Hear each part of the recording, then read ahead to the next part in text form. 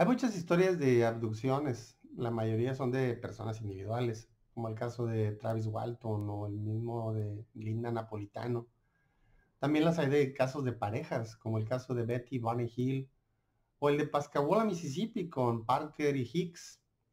Pero una abducción con todos los elementos y que sea compartida por 4 testigos es algo fuera de serie.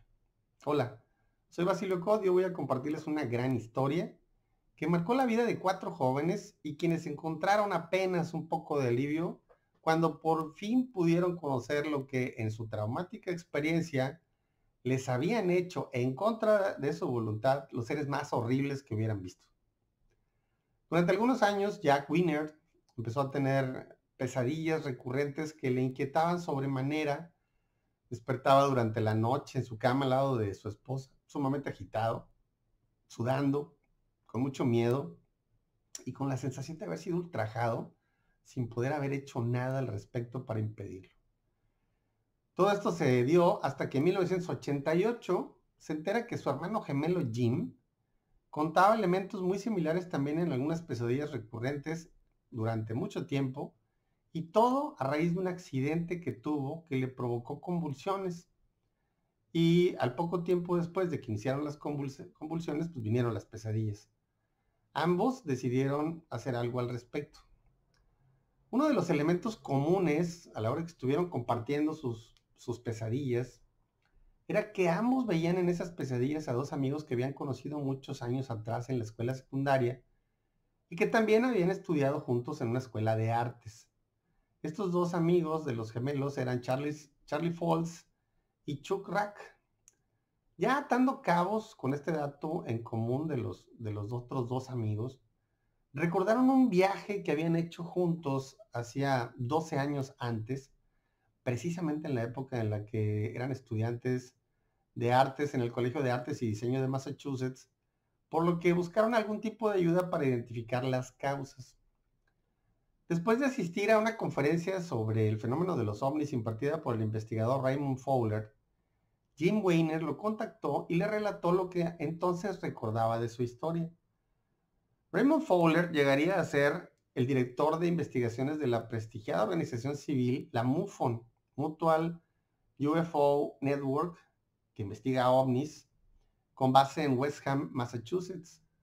Pero también fue investigado por el prestigiado doctor John Mack, psiquiatra de Harvard, experto en abducciones, y ambos coincidían que creían en la historia.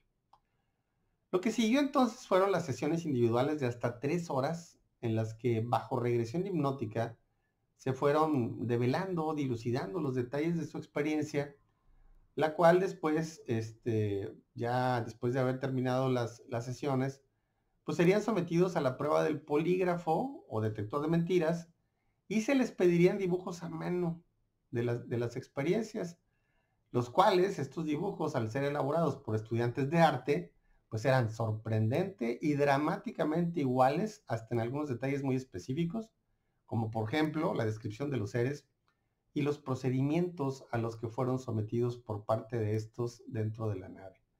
También se les hicieron todo tipo de exámenes psicológicos y test, y de todos salieron airosos, los cuatro, los 4 amigos. Pero vamos a la historia. Esta historia sería muy asombrosa, si no fuera terrorífica. En agosto de 1976, los estudiantes de arte Jack y Jane Wiener, así como Charles Falls y Chuck Rack, habían despertado una afición por el campismo. Les gustaba andar en canoa, pescar, etcétera, y decidieron ir por 2 semanas de vacaciones a acampar a las orillas del lago Eagle. Este lago está al noreste de Allagash, en el estado de Maine, en Estados Unidos. El estado de Maine está acá al noreste, ya cercano a donde está Nueva York, a donde están los Grandes Lagos en Estados Unidos. Ellos se transportaron hasta el lago, eligieron un banco despejado en una de sus orillas e instalaron su campamento. Durante la primera noche todo estuvo normal. En la segunda noche Jim nota una luz fija, como un objeto que flotaba sobre las copas de los árboles, y decide observarlo por algunos segundos con los binoculares, serían no más de 30 segundos en los que lo estuvo observando. Y de pronto el objeto parpadea de forma extraña, es decir, parpadea desde los bordes y hacia el centro de la esfera y desaparece. No se fue volando, no, no. Ahí en donde estaba se desvaneció, lo cual por supuesto lo dejó con una sensación de algo anormal. El cuarto día deciden pescar de noche para proveerse de comida y precisamente para evitar perderse, se aseguraron de hacer una fogata con la suficiente madera como para que pudiera arder con llama por bastante tiempo y les sirviera de faro, con lo que podrían regresar sin problema a la ubicación de su campamento desde cualquier lugar del lago en su canoa. Tenían relativamente poco tiempo ya sobre la canoa en las aguas del lago, cuando Chuck tiene la sensación de que alguien los observa y voltea sobre su hombro. Él en ese momento observa este gran globo redondo de luz, igual al que habían visto 2 noches antes. El objeto brillaba de tal forma que había un efecto similar a marejadas de luz o turbulencias luminiscentes en su superficie, como si fuera la superficie de un sol en miniatura. La luz era muy, muy brillante, iluminaba los árboles circundantes y por debajo de la esfera como si fuera la luz del día, todo en medio de un gran silencio. La esfera, calculan, estaría inicialmente a unos 90 metros alejada de ellos. Al señalar la esfera y ya verla los cuatro dentro, sobre la canoa, uno de ellos, Charlie, toma su linterna y dirige la luz de la lámpara hacia la esfera, haciendo la seña de SOS en clave Morse.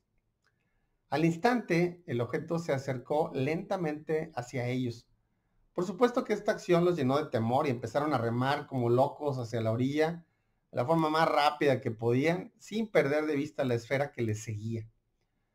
Jim recuerda en ese momento que la esfera estaba tan cerca que si hubiera tenido una piedra a la mano, lo hubiera podido golpear sin problema de lo bajo y cercano que estaba ya sobre ellos. La esfera, conforme se iba acercando a la canoa, empezó a emitir un haz de luz muy extraño que golpeaba el agua. El objeto los alcanzó hasta que quedaron en medio del haz de luz que emanaba de la esfera. Este haz de luz era continuo, como un tipo láser, pero aparentemente estaba hueco en el centro. Y cuando la esfera estuvo encima de la canoa quedaba precisamente en medio del haz de luz, exactamente en el hueco que ellos habían percibido. O sea, la luz los rodeaba completamente a todos los cuatro en la canoa. La esfera estaba totalmente arriba de ellos, ¿verdad? Lo siguiente que recuerdan después de eso fue estar encima de su canoa, sí, pero ya en tierra, en la orilla y frente a su campamento. Y no tenían ni la más remota idea de cómo habían llegado ahí. Charlie volteó y alcanzó a ver cómo la esfera se elevaba y se perdía en el cielo nocturno. Hizo un último intento de aluzarlo con la lámpara a ver si había algún tipo de reacción, pero la esfera continuó elevándose y se perdió en el cielo nocturno. En este momento que están sobre la canoa, ya sobre tierra, frente a su campamento, que no saben cómo llegaron ahí, los cuatro describen 2 hechos muy curiosos. El primero es que en lugar de estar emocionados o llenos de temor todavía, excitados por la experiencia que acababan de vivir, estaban los cuatro relativamente tranquilos y se sentían exhaustos. Todos inmediatamente se fueron a dormir y ya no despertaron hasta el otro día en la mañana. El otro hecho curioso que describieron los cuatro es que todo esto sucedió en unos instantes, apenas que habían abordado la canoa y avanzado poco en las aguas del lago, probablemente no más de 20 minutos. Sin embargo, aquella gran fogata que habían hecho precisamente lo suficientemente grande para que les durara mucho tiempo, probablemente algunas horas, ahora solo eran unos cuantos carbones encendidos, ya casi todos consumidos. Evidentemente no había pasado algunos pocos minutos, sino que había mucho más tiempo que había transcurrido, del que no tenían memoria ni idea de qué les había sucedido. A la mañana siguiente levantaron el campamento, se fueron avanzando a través del lago en la canoa y se volvieron a instalar en su campamento más adelante en otra ubicación en la orilla del lago, sin que ya en los siguientes días posteriores que duraron sus vacaciones ahí en el lago, probablemente unos 10 días, ya no sucedió absolutamente nada extraño, todo transcurrió sin mayor complicación y todo normal, y ya regresaron a sus respectivas actividades después. Hasta aquí, por supuesto, los detalles de la historia que ellos recordaban, pero pues evidentemente les faltaba tiempo. Habían intentado comentar esta historia algunos años después a algunos miembros de su familia o amigos, pero ante lo inverosímil e incompleta que se escuchaba, por supuesto que nadie les creyó. El resto de la historia sería construida con los testimonios de los 4 bajo hipnosis, con abundancia de detalles y una consistencia bastante sobresaliente entre todos en esos detalles. Todas las sesiones de hipnosis fueron realizadas por un especialista de nombre Antonio Constantino, el cual, por cierto, asegura que estas sesiones son las más perturbadoras que ha tenido en su vida profesional y que inclusive había momentos en que él mismo se sobresaltaba ante lo que sus pacientes le describían en el diván. O sea, realmente él no se podía abstraer a la emoción de los testimonios de estos 4 amigos. Entre los detalles que ellos compartieron y que eran consistentes en los 4 testimonios bajo hipnosis, todos describen una sala similar a la que tiene, por ejemplo, un veterinario o un médico. Se recuerdan cada uno de ellos en una mesa y los otros sentados desnudos en una como banca continua que estaba pegada a una de las paredes. Todos en su momento pasaron a la mesa mientras los otros 3 estaban sentados desnudos en la banca, completamente inmóviles. No se podían mover para nada. Simplemente eran mudos observadores de lo que pasaba y que le pasó a cada uno de ellos cuando fueron llevados a esta mesa. Toda la sala estaba iluminada difusamente. Todos se recuerdan unos a otros en la misma situación y también todos coinciden en que hacía frío. Entre lo que comparten, por supuesto, está la sensación de miedo, ¿no? El pánico que les provocaban los seres, la incapacidad de moverse a pesar de ver cómo estaban realizando procedimientos completamente invasivos, humillantes a sus compañeros y a ellos mismos. Simplemente no se podían mover y observaban impotentes todo lo que sucedía. Se recuerdan en esta mesa plateada, fría, en la que estando acostados uno por uno, les ponían un como dispositivo metálico de forma extraña sobre el pecho. El dispositivo era plano, de forma cuadrangular, pero era más ancho de un lado que de otro. Parecía como un cojín de un sofá, de una sala normal de una casa. Observaban cómo les raspaban muestras de piel de los brazos, del pecho, de las piernas y muslos. Les introducían objetos metálicos que ellos describen ligeramente curvados por los orificios corporales y les extrajeron muestras de fluidos tales como sangre, orina e inclusive semen.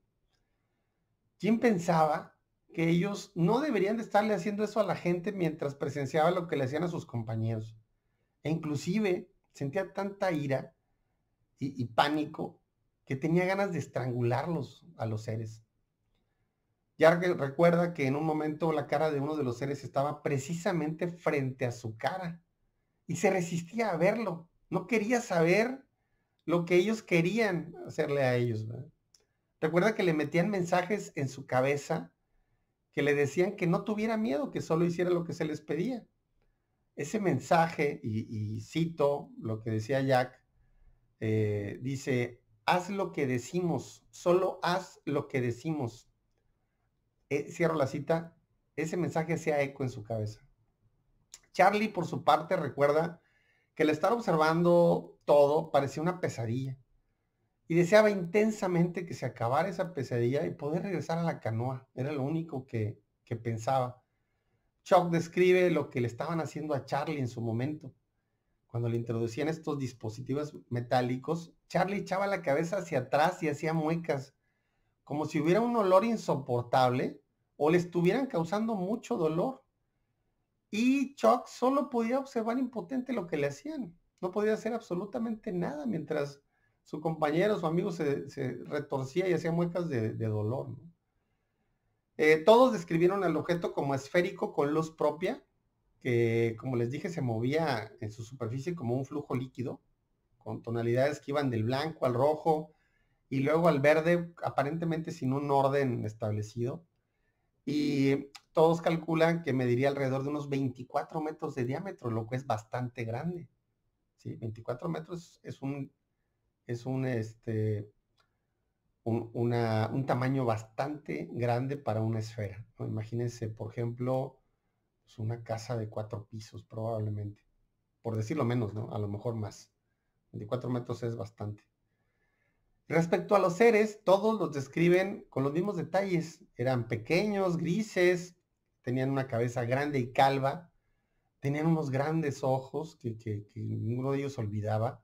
Estos ojos eran de apariencia metálica brillante, todos negros en su totalidad, alargados y sin párpados. Tenían las manos como insectos con 4 dedos. Un detalle extraño que todos coincidieron es que destacaban que la imagen de los seres era difícil de precisar, como si no los hubieran podido enfocar claramente y ver los detalles de cada uno de los seres con precisión. Batallaban para concentrarse en ellos, como si hubieran tenido algún tipo de interferencia mientras interactuaban con estos seres. Muchos años después, Chuck Rack, uno de los amigos, aparentemente quiso sacar provecho de lo sucedido. Estoy hablando ya casi del 2016 más o menos, cuando esto sucedió en 1976. Y de acuerdo a sus compañeros en la experiencia, sus 3 amigos, inventó una estrategia en la que buscaba generar controversia con MUFON, argumentando que la abducción había sido una mentira, que estaban drogados y que el investigador de MUFON había manipulado la historia. Todo con el propósito de buscar algún beneficio económico de la prensa al generar esta controversia. Pero sus compañeros no solo lo negaron, o sea, se negaron a apoyarle y negaron todo lo que decía, sino que también se alejaron de él, guardaron distancia de él, o lo vieron ya una persona que estaba pues pensando otras cosas, ¿no? Y no, ellos no estaban de acuerdo. También hubo algunos investigadores que hablaban de que las series de televisión sobre extraterrestres les habían metido a los 4 amigos esa historia en la cabeza. Sin embargo, esto no resiste la evidencia de las sesiones de hipnosis, dado que es sumamente difícil que todos tuvieran la misma historia de televisión en la cabeza y que además lo hayan inventado.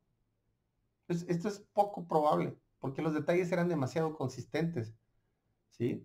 Tendrían que haber visto el mismo programa o la misma película o la misma serie, lo cual era poco probable.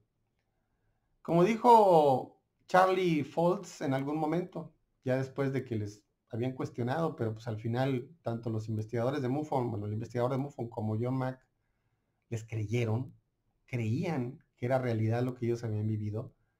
Charlie Foltz dijo en alguna ocasión, y lo cito, si lo crees, está bien. Si no lo crees, no me importa. No me importa porque sí pasó. Cierro la cita. Digo, es categórico el buen Charlie, ¿no? Aquí quedan los detalles de una de las historias de abducción más especiales por el número de víctimas que la vivieron y la enorme consistencia de los abundantes detalles que compartieron todos bajo hipnosis. Algunos de los abducidos comentaron en alguna ocasión, y cito, y esto es terrible, la cita dice, nos hicieron lo mismo que los humanos les hacen a los osos o a los tiburones. Nos atraparon, nos llevaron a su nave, nos inmovilizaron, nos examinaron y nos regresaron, como hacemos los humanos con los animales. Imagínense, cierro la cita. Imagínese usted lo que sintieron ellos, ¿no? Recuerdo en este punto en particular, recuerdo un comentario de Christopher Mellon, quien es un exfuncionario de inteligencia de defensa que sirvió a 2 presidentes en Estados Unidos, cuando le dijeron que por qué no se presentaban con nosotros, y Christopher Mellon era un reportero de CNN que le preguntaba que por qué los extraterrestres, según él, no se presentaban con nosotros y trataban de hablar con nosotros, y Christopher Mellon le contestó de manera lapidaria Le dijo, cuando tú vas al zoológico no te pones a hablar con los animales. Imagínate. Pero bueno, espero que les haya gustado este video. La historia para mí es increíble. Y si, bueno, investigadores serios como el de MUFON y John Mack de Harvard, les creyeron y consideran su experiencia como real, pues imagínense yo, ¿no? Por supuesto que también la considero real y seguramente fue una experiencia terrible para estos 4 amigos, ¿no? Recuerden, por favor, que si tienen historias personales, familiares de ovnis, pueden compartirlas conmigo y las manejaremos con discreción en sus detalles. Compártanme en mi correo sus historias, las evaluaremos y si son consistentes, pronto tendrán un video para la posteridad. Recuerda que en mi canal quiero enfocarme en los incidentes o historias de Tampico y las Huastecas, pero todas son bienvenidas, no importa en qué parte del planeta hayan sido vividas. Soy Basilio Cot, no se pierdan el próximo video, seguro les gustará la historia. Hasta pronto.